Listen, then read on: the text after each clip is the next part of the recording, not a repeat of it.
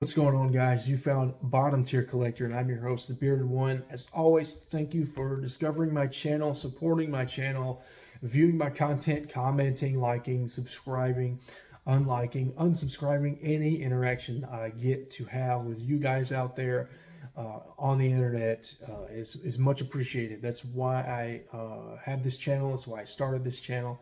I desire that outlet to interact with more people about this hobby. And thank you for giving me that opportunity.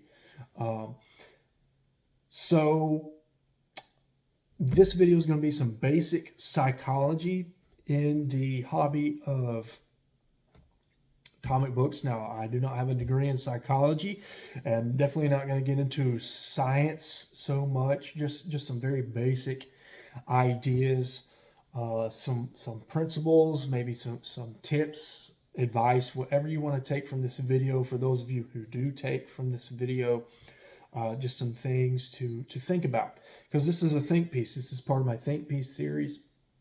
I noticed I got the most traction for this channel from my very first video, my think piece about the Holy Grail. So this is an effort to just grab some low-hanging fruits, some basic a basic topic, and get another think piece video out there, and hopefully you guys will enjoy it.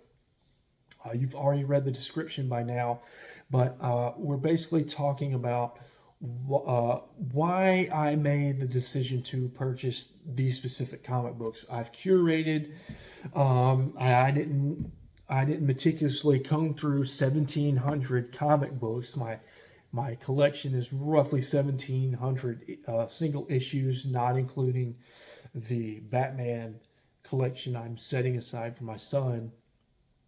Uh, but it's still a curated list of specific issues I chose because I purchased these books for different reasons, and I think there could be some value in watching this video and learning about my purchase decision process. And at the end, if I haven't talked you all to death, I will probably talk about what I do inside of a store, when I'm in the heat of the moment, when I'm on the hunt. So let's just dive right into it. First up, we have Omega Men 3. I upgraded my phone, so I hope the quality of my books and me and my background is better. I'm certainly impressed with how this Omega Men 3 looks. So anyways, why I purchased this Omega Men 3? Well, I consider myself a character collector first. That is what I am interested in collecting, is characters. Characters I'm drawn to, characters, I might read a story and say, oh, that character's badass. Let me try some more stuff out. And I typically want to collect the solo ongoing series of each character that I collect. However, when it came to Lobo, I have a super man crush on the character. I think this character's fantastic. He's my favorite character of all time. It's even kind of personal for me. I have used Lobo and his stories to get me through some rough mental patches. I don't deal with any clinical mental illness, but I think it's normal. I think it's normal to say that most, if not all, people deal with hard times, mentally, physically, whatever they may be. And so Lobo and his funny stories have got me through a lot. I have a very emotional, sentimental attachment to the character, much more than just he's a badass, even though that's what it was for me at first. Lobo was a badass. He was different. He wasn't like that Blue Scout boy Superman, or he wasn't dorky like that Peter Parker kid over at Marvel. He was a badass, anti-hero, as some people call him. And so I grew attached to the character so much. I learned about coming from the sports card hobby as a kid. Now I casually collect sports cards today, and I know coming from that, the rookie card is most of the time the most valuable card of a player that you can have. And so I wanted to translate that over to comic books. What is the rookie card of a comic book character? And it would be the first appearance. And thankfully for me, there is no controversy with my favorite character, Lobo. I had the first cover and the first full appearance, first cameo, first everything right here in Omega Man #3. And I just had to have this book because I just don't feel like my Lobo collection would be as good as it can be, as strong as it could be without his first appearance. And it's just a great way to celebrate the character by having his first appearance. And as you can see, might have said this in other videos, but I do have it signed by the editor who created the Omega Men. He didn't create Lobo, but he created the Mega Man, Marv Wolfman. So nice little addition to the comic book. But that is why I made the purchase. I'm not trying to flex here, but I bought this book years ago. I've been in the hobby. I just hit my 9-year anniversary in the hobby within the last month or so. I don't know the exact day I first went into a comic shop, but it's been 9 years now, and I would say at least 7, 8 years ago, I bought this Omega Men 3 in a 5-pack. It was attached with Lobo Volume 1 for $25. So yes, technically I bought this book for $5, but since I paid for the whole pack, $25, I just say I paid $25 for the issue. Next up, and I just want to preface before I bring this book out, I'm not flexing here. I'm going to bring out some dollar books here. These are just different kind of books to ship for me to communicate the different types of psychology I had in making these different purchases. So next up we have Hell Arisen 3. This is a book I've been hunting for a while. And I paid roughly FMV for it. I just got kind of tired of sitting and waiting. It's just really hard to find this book under $50. And the price kind of plays into the psychology here. I was sitting on this book since it came out for a long time. I wish I had got on it day one. This book came out when I was on a previous hiatus from buying New Comic Book Day books. And so I didn't get it at cover price, and I wish I had.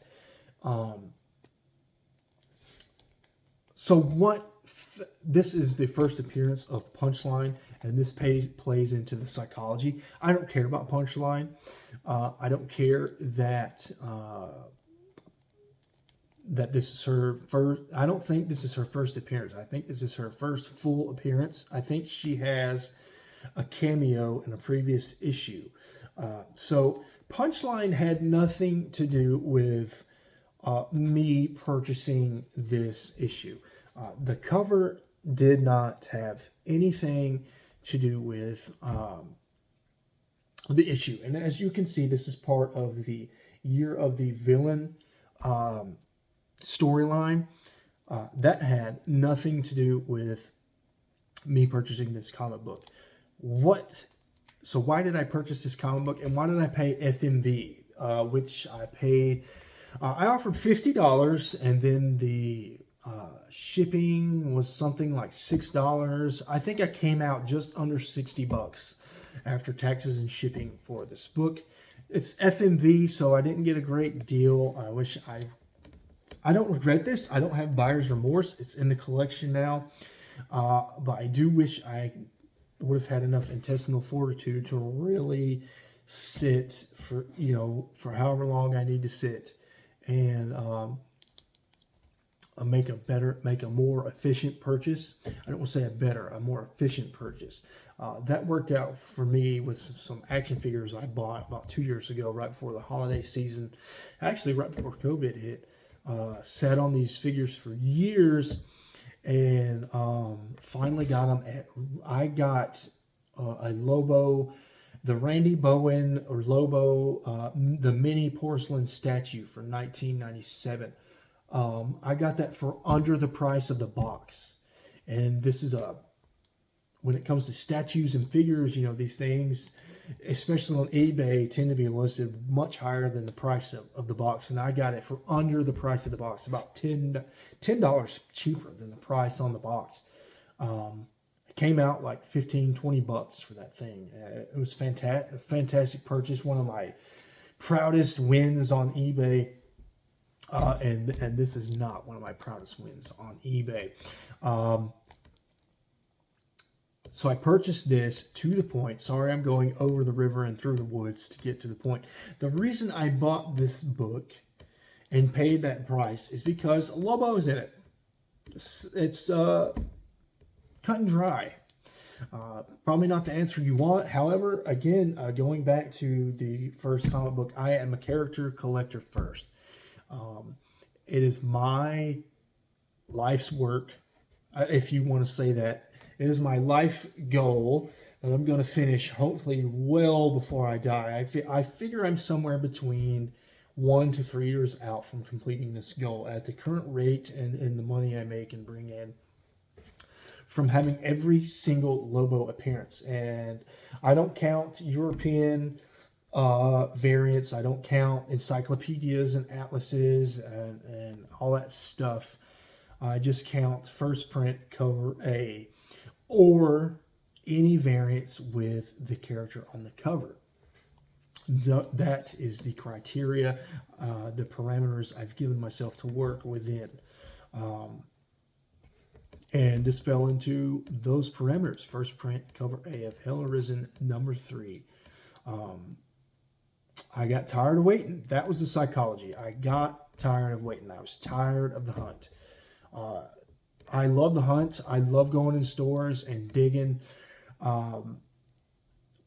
When it comes to cheaper books, I'm much more prone to sitting and waiting for the absolute best deal I can find. But when it comes to key books, there's a little bit of FOMO that came into this, I guess, because this is the cheapest listing on eBay. It every now and then you'll see that Hell Arisen 3 cover A listed for $50. And I just finally just gave up. It's a book I know I'm going to want in the collection someday. Why not now? I had the $50 and just go ahead and purchase it. I'll try to speed up on the rest of these books. I know that was long-winded. I'll try not to make this like a 45-minute video. Justice League United, the Canada variant. Again, first reason I bought this, several factors played into this. First reason I bought this specific copy, this is not first print cover A. Lobo, the new 52 lipstick, Twilight, Sexy Bow, Twilight Lobo, Vampire Lobo, whatever you want to call him. He was a controversial take on the character. But me being the diehard character collector I am, the diehard Lobo fan I am, had to have this issue. And the store I was in did not have first print cover A. And this broke my parameters. Lobo's not on the cover, and it is a variant. The reason I paid for it is because I just thought I'm paying cover price for it, and I'll get to read the story. I was actually actively reading the new 52 Lobo stuff. I was in my routine going every Wednesday at the time is when DC Books came out. When this was released, and I didn't want to be left out of the story. So that is why I made this purchase. And then I justified the purchase walking out the door by saying, you know what, I'll just come across a cover A in the future, which I finally have, and I got it for $1. So thank God I waited all these years to replace this copy. And now I'm not gonna sell this on eBay. I'm not gonna flip it for profit. No, nobody wants this book. I'm just gonna take it in a pile. I call what I consider my trash, the stuff I've fallen out of love with, the stuff I'm ready to get rid of. I cull it every now and then, and I go to a store not even 2-3 miles from me, and I trade all the stuff in that I don't consider worth the time and effort to list individually on eBay and get that maximum dollar amount. I just turn it into the store for store credit and get more books, more video games, whatever I may desire. So that was another factor in having this book, is I can always recoup a fraction of what I paid for it. I don't really care that I'm losing money on a $4 book. Next up, X-Men #1. Now, I am a big-time Wolverine collector. I kind of like X-23. I am what I refer to as a pseudo fan of X-23. I have her first, not her first appearance. I would love Nyx 3. It's just out of my price range. But I do have her first all-new Wolverine #1, and I do have the sketch variant of her all-new Wolverine #1. I did have up to like issue 5, and then I got off the series, kicking myself from a monetary value that I got rid of those books. That series has since climbed in value, and I had #2, and #2 is the big book. Pretty mad. I gave it away for nothing. However, if I fall out of love with something, I'm going to get rid of it. And so I don't regret the space I made by getting rid of those books. But X-23 was just a small portion of why I got into this book. I love the X-Men. And this crosses over with the Wolverine series I'm buying. This crosses over into X-Force. Marvel, I don't know if I get the impression the X universe, as I call it, the X corner of the Marvel universe, the mutants, is kind of winding down this shared linear universe. I could be wrong. However, I started reading Wolverine because I'm legally obligated. I signed a contract with Marvel to buy his solo ongoing first print cover A's. And I got to a point where I said, well, you need to be reading this book. So, and then I discovered, well, he's an X-Force. Wolverine is an X-Force. And then it ties into Wolverine. I'm like, well, that's cool. Let's just go ahead and get on X-Force. And then I started reading the ancillary pages in these books. Let's see if they there's these ancillary pages where they give you a lot of information in these books. And then at the end of these books, they give you a little checklist. And this is for the current mutant books. So anything for roughly 2017 to 2019, I don't know in this style that they've done started, but I just know at some point they went to adding these ancillary pages in there to help readers out, help them follow along, and I discovered that X-Men tied into X-Force and Wolverine. They were in the shared linear universe. And I do enjoy reading stuff. It's not something I have to have. Being a DC fanboy, I'm totally okay with stuff being separate and the whole universe not being together. Sometimes continuity is a bad thing. However, in this case, I thought continuity was a cool thing, a good thing. And X-23's in here. A big fan of Green Dress, Jean Grey. I'm becoming a fan of Rogue. Just a lot of small things that I just said, you know what? Let's buy the book. Let's just dip into the mutant universe. And That's what I did. Unfortunately, I'm not reading it anymore. I'm not reading new books anymore. That'll change. I'll backfill this collection. But that was the reason I bought this book. It tied in. It tied into X-Force and X-Men, or Wolverine, and this being the flagship X-Men title for the Mutant verse, I figured let's go ahead and make that purchase. Let's go ahead and continue getting more of the story. So that decision was based on reading. Next one, this is kind of a unique situation for me. I don't care about Robin. I don't care about Nightwing. This entire purchase stems from the Titans TV show. I love the Titans TV show. I am trying to get out of my comfort zone with DC.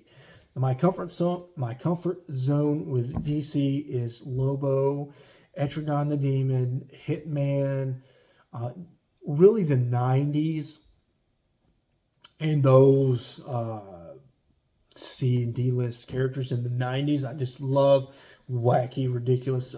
Captain Carrot would be another one. He's an 80s character, but still Copper Age character. However, this book, the price affected that. It was $3. The significance of the book was a reason I paid for this. This is the last appearance of Dick Grayson in the Robin costume. The cover is cool. I really appreciate the cover. I wouldn't say the cover factored in that much. It helped. It really, it probably helped send me over the edge to spend the $3. However, I could still see myself purchasing this book with a lamer cover because of that show Titans. I've seen season 1 and season 2 of Titans and seeing that transition of Dick Grayson, who I am a fan of in the show, not a fan of Dick Grayson in the comic books. Sorry guys, I just don't care about Robin. I don't care about the legacy of Robin. Batman's okay. I don't read the Batman comics anymore. I used to. I had my Batman phase. There's an older podcast where I listen to. He talks about everyone has a Batman phase. And I had my Batman phase and it didn't stick. He's not really a favorite character of mine. However, when it comes to that show, that is, depending on the day, the weather, my mood, that is my favorite superhero show on TV, point blank, period. However, depending on the day, my mood, if it's raining outside, Doom Patrol could also be my favorite superhero show out there. But just seeing that transition of the character Dick Grayson, the actor, on the TV show, I just loved it. I'm doing this because I have a TV over there. Like, you can see my TV. I'm just talking with my hands. But yeah, that's why I made the purchase. I have that connection to the Titan show, and seeing Dick Grayson go from Robin to Nightwing. Granted, he made the switch from Nightwing in his flashback scenes, and he didn't do it in real time, if you will accept that term. But yeah, that just went into why I purchased this book, the connection to that TV show. Next up, we have Return of Donna Troy Special #1. This is it. This book was featured in my previous video, my top 5 favorite covers. And let me tell you, the biggest reason I paid for this was the cover by. I think this is a beautiful, beautiful, beautiful cover. I never quite understood the legacy and the impact and the skill of Jose Garcia Lopez. Again, I listened to another podcaster. Whenever you say Jose Luis Garcia Lopez, he says praise be his name afterwards. I think it's quite funny. I never understood that joke. I never quite understood what it meant to appreciate Jose Luis Garcia Lopez until I saw this cover. Now, another factor why I purchased this book is again that show, Titans. Connor, I forget her last name, but the lady that played Donna Troy Connor did a fantastic job of portraying the character. And she won me over. I became a fan of her. I actually want to read Donna Troy in the comics.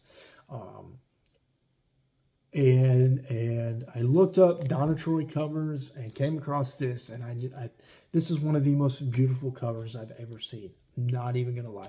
I put it in, spoiler, if you haven't seen that video, I put it in my top 5 favorite covers in my collection video. I'm just gonna zoom up close. I mean, I just love how the stars are in her hair and dress, or not dress, her jumpsuit. I like the way her belt looks. I like the color scheme. I love the attention to detail Jose puts into the asteroids back here, and then this moon city or whatever that is. I'm a space nerd, so I love all the space back here. Definitely the biggest reason I bought this was the cover. I've been hunting it for a while. Another reason I bought this comic book is because I want to read the whole series. You know, I want to start off at number 1. I like to buy things in order. I don't like to skip around if I can help it. And so yeah, I just happened to find this book first, and I paid for it. It was also in the dollar bins. That was another factor. The price was quite nice. That sent me over the edge. It was easy. If this had been $10, probably would have put it back and come back another day. I think I probably would have spent $10 on this at some point. I love the cover, and I'm becoming such a fan of the character that I probably would have done it. And then another big draw is Phil Jimenez is my favorite creator of all time. Fortunately, I've not read enough of his stuff to be well versed in Phil Jimenez. However, I feel like I don't need to justify why I am a fan of Phil Jimenez. Lobo issue 20 is the sole reason why Phil Jimenez is my favorite artist of all time. And discovering that he wrote this book really made me extra interested in purchasing this book. And then also Jose Garcia Lopez, the art, and then George Perez himself, God rest his soul. I know he's not dead yet, but you know, anytime I mention George Perez, you know, I just think about what's going on right now with him. He inked this book, so just there's no reason why I shouldn't have made this purchase. It just made total sense to me. Next up, Watchdog Legions #1. This is another ancillary reason. Don't collect any of the Watchdog comics, although that might change. I'm just a big fan of the video game series Watchdogs. I beat the first Watchdogs, and I'm forcing myself to go through my list of games I want to get to and beat before I get to Watch Dogs 2. However, I plan on buying and beating Watch Dogs 2. A big fan of this franchise. I've seen the Watchdog Legions trailer at E3. I've seen gameplay footage of Watch Dogs Legion.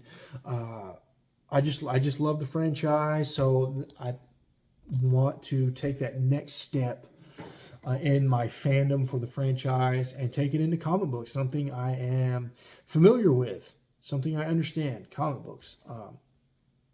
So that was just simply it. I just wanted to expand my horizons as far as my reading goes and dip my toes into the comic books and take that fandom, that knowledge I already have of Watch Dogs to the next step. Next up, we have Ninjak #1. I got out of Valiant. I fell out of love with Valiant. When Dinesh Dasani bought Valiant 7-8 years ago, me and my buddy got on board the Valiant bandwagon in an effort to expand our horizons again and get on something new and different from the big two. I do read Image. I do read IDW books. If you're familiar with the channel, I read TMNT. Indie books, indie publishers are not foreign to me. But this specific issue, I didn't buy this other than the fact of I was into Valiant at the time. I knew the name Matt Kent. This was a $5 pre-autographed book I bought at a convention. It's just an impulse buy. I'm not even going to lie to you. I don't think I'm going to flip this book for any amount of profit. I might sell it one day. I'm not emotionally attached to this book per se, but I think Ninjak's cool and all, but you know, Matt Kent variant. I was at a convention. It was right there. I had the cash, $5. Just an impulse buy. It's hard to completely say no to your impulses, and for $5, I figured that's an easy impulse to submit to. Last but not least, Superman. Let's see. Superman 19. This is when they did the triangle system numbering. For those of you older fans out there, the triangle right there. Superman, Adventures of Superman, and either the Man of Tomorrow or the Man of Steel. I don't know which of the two, but 3 of those 4 books. Maybe Action Comics. I don't think Action Comics was part of the numbering, though. Was part of this triangle numbering system where they all were one linear story. Not even a shared linear universe. It was one linear story meant to be read specifically one issue after the other. More attention to continuity detail than even just a universe of books like the MCU, or not the MCU. Those that X-Men one I bought because it fit in with X-Force and Wolverine. So that's just a diatribe. The reason I made this purchase, simply, it's a key and it was $1. I was hunting right next to my buddy. I don't really care about Superman. If I have a Superman book, one of my favorite characters is in it. Period. I do not have Superman books for Superman. I don't hate the character. He's kind of grown on me. I like having a bad day Superman, specifically like Injustice Superman. I have every single Injustice Universe Lobo appearance. And I've played the video games, both of them, Injustice 1 and 2. I own them, so that Superman I enjoy. This Superman, whatever. This Superman was kind of a bust monetarily. Now, was it a bust for the fans? I'm not so sure. My future brother-in-law is a gigantic Superman fan, and he was hunting right beside me. Looked over, I pulled this out thinking, do you need this book? And he said, oh, that's first appearance of Electric Superman. And I figured, what the heck? Let's just add it. I do kind of a subcategory of why I collect is 4 keys. Now, I'm not somebody that goes into a comic book shop with Key Collector on my phone ready to hunt some keys. If I happen to stumble across them, I'll pull them out for the right price. If it's a good time for me to make that purchase for a cheap key, okay. And that was really it. I just happened to pull it out. Wasn't looking for this book, and it was $1. So I just pulled it out. Price and right place at the right time. Essentially, why I made the purchase. I had the first appearance of Rafael Sandoval El Diablo. That's another kind of I'm kind of a pseudo fan of El Diablo. Hate the way he was done in the movie. And then that version of El Diablo just wiped off the face of the earth. Nobody really even knows about it anymore unless you're an older fan. However, right place, right time. It is a key. First iteration of the Rafael Sandoval version of El Diablo. And it was in a taller bin. Made the purchase. Same reason I made that purchase for the first electric Superman. Will I get rid of it someday? Possibly. It'll probably go into a store trade credit pile one day if I need to call my trash. However, for now, I don't mind having it in the collection. I don't mind saying that I own First Electric Superman. I think that's cool to say if it ever comes up in conversation.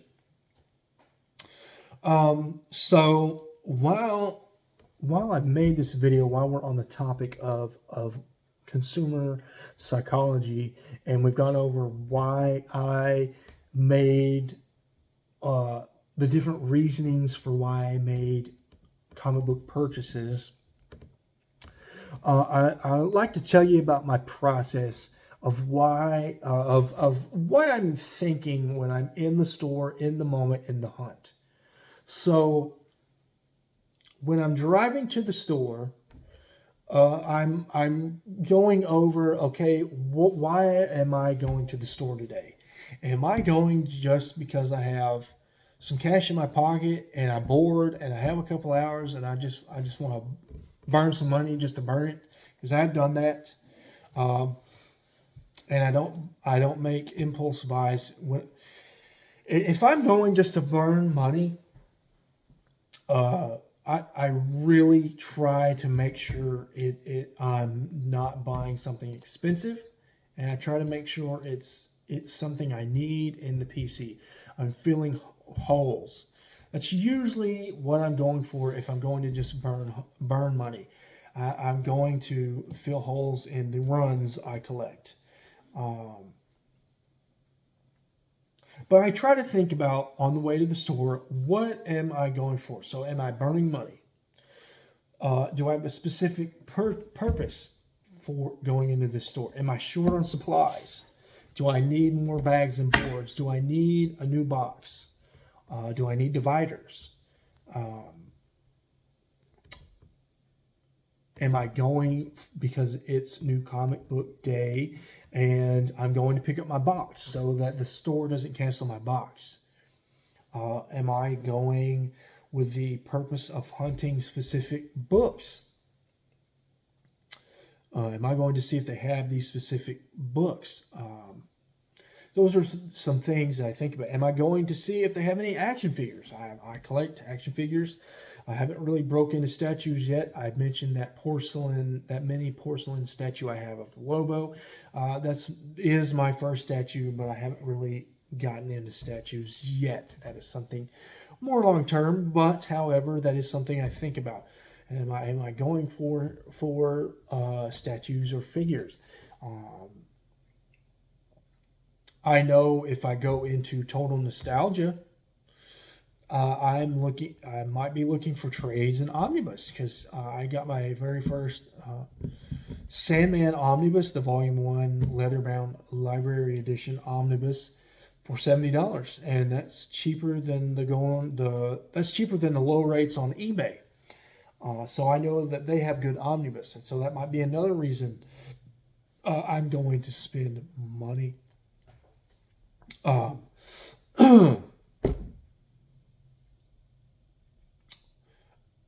Here is the store having a sale. That could be another reason that I'm going to spend money on books.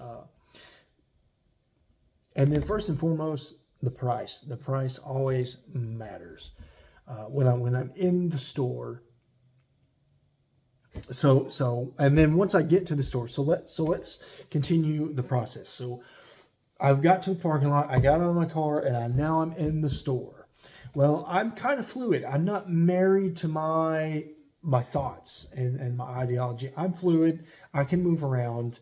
I can adjust and adapt.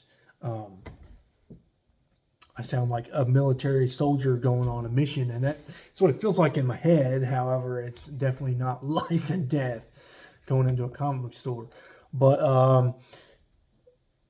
um, so if I need supplies, usually I'll save the supplies for last. I'll go in there. I'll check the NCBD rack first. That's usually, if I'm going in there for NCBD books or not, I always do that first. I look at the NCBD rack first. I want to see what's out, what's hit the shelves. Uh, if there's something I'm really reading that's not in my pull box, or sometimes I'll do that.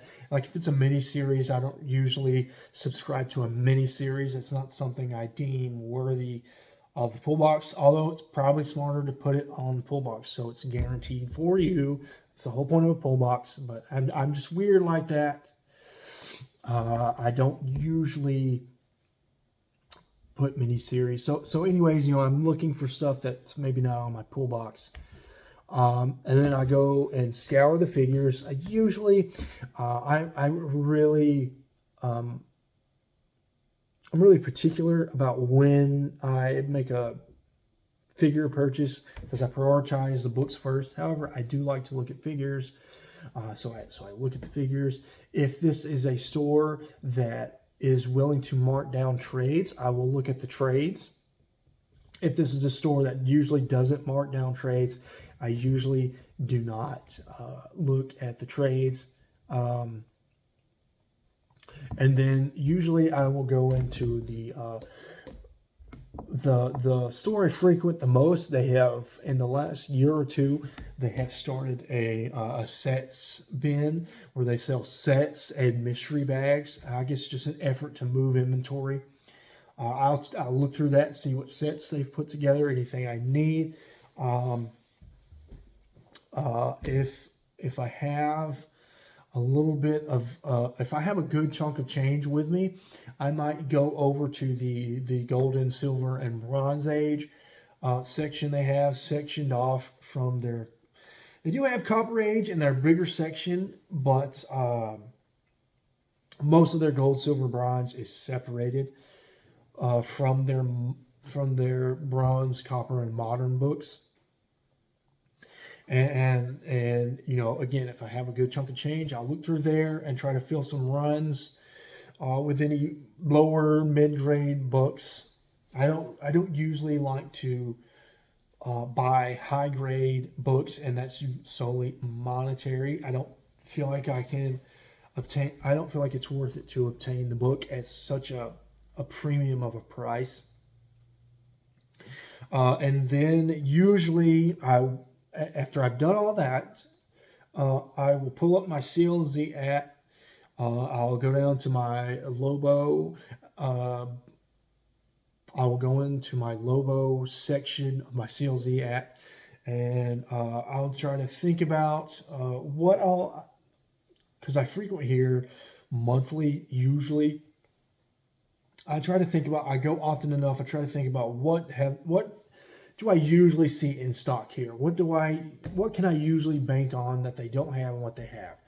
And then I'll go down the list of characters and stuff I collect in the back bins. And then once I've done all that, if I've done any of that, that is not. I don't usually do the back bins every single time. And then however, if I have gone down that entire checklist, I will then, if I have any time left over, I will dollar bin. I at least try to go through at least $4 bins every time I'm in that store if I have the time. Just because they periodically refill their dollar bins. They don't just let them go out. They don't let them just empty out. They do refill their dollar bins, and I want to stay up to date on their stock and catch those books I need for $1. And if I'm in there just to get dollar books, I will make sure I have several hours to set aside. I just looked at the clock for some reason. Yeah, I'll set aside a couple of hours and go in there and just murder the boxes. Just look for them dollar books. And while I'm doing all of this, I have the stack in my hand, and periodically I will check on what I have in my stack, and I'll prioritize. Okay, is this stuff I'm actually collecting? Is this stuff I really need? Okay, this goes over here in the must-have pile. This is stuff that would be cool to have, but I don't really need it. I'm okay with letting it go, and I'll put it back. I usually do this at the end, right before I check out, but occasionally, if I'm going to be there for several hours, occasionally I will periodically go through the buy pile, especially if I'm racking up a big bill. And this helps me cut down. It helps on the impulse buying. It helps me be more focused on what I'm collecting, and it helps me reach those goals in a more efficient way, because I struggle with it like plenty of people out there in the hobby. There's your proof. I see something that would be cool to just throw in my key box and say, I own First Electric Superman, and it's just $1. I will make that impulse buy from time to time. So doing the mental checklist, or not the mental checklist, doing the physical checklist, going through my buy pile before I check out, making sure what I have in my hand is exactly what I want to spend money on, helps me stay focused and helps minimize those purchases, those impulse purchases. And then after I've done all that, and I still have the money left over because I'm not usually not dying for supplies. I'm pretty resourceful. I try to reuse. So I'm converting my collection over to Mylar and fullbacks. And as I do that, I'm not throwing away any really good in shape poly and regular cardboard. I'll put it in my repile short box and use that to bag and board NCBD books, or swap out books that I haven't gotten to yet with the Mylar, just to get them out of their dirty bags and boards. And so yeah, I'm usually not hurting for supplies when I go in a store. Occasionally I am hurting for supplies, so I will just consider how much I'm willing to spend on the books and the supplies. That's usually my last decision before checkout. Do I need to put back even more books to fit in supplies to the budget, or can I handle this entire pile and the supplies? Because Mylar and fullbacks are not cheap. For one set of fullbacks and my Light 2s, eGerber, because my store supplies eGerber Mylar and the eGerber fullbacks, about $50, and that's not cheap for me. I'm also in the process of converting over all of my cardboard boxes to the plastic BTW boxes. I know it's bougie. I know a lot of people are just don't want to spend the money on it. However, to me, it's important. I want to baby my books, and I'm not saying you people out there that don't use Mylar and don't use cardboard aren't babying your books. You very much are. You very much are taking care of your books. Just for me personally and what I want to do in my collection, I value those durable plastic boxes. I value Mylar and the UV protection I can get with Mylar. So yeah, that's really my process. And then I'll go to checkout and make my purchase. And 9 times out of 10, I will not regret spending the money on what I've spent money on, because I feel like I've done a really thorough process, a really good mental process of how I purchase. And this isn't the gospel, guys. I'm going to wind it down here with some closing remarks. This isn't the gospel, guys. This wasn't intended to tell you how to shop for comic books, how to shop for supplies. I was just providing my experience so that wise men out there may learn from my mistakes. If you're familiar with that saying, I hope you enjoyed the content. I hope you found some value maybe in this video. Maybe you can, maybe if there's one thing I want for you, the watcher, to get out of this video, especially if you're a new buyer or you're someone that struggles with FOMO, if there's one thing I would like for people to get out of this video, just be mindful of your purchasing. You can still have FOMO and be mindful. You can still have the impulse to buy something and still be mindful of that impulse.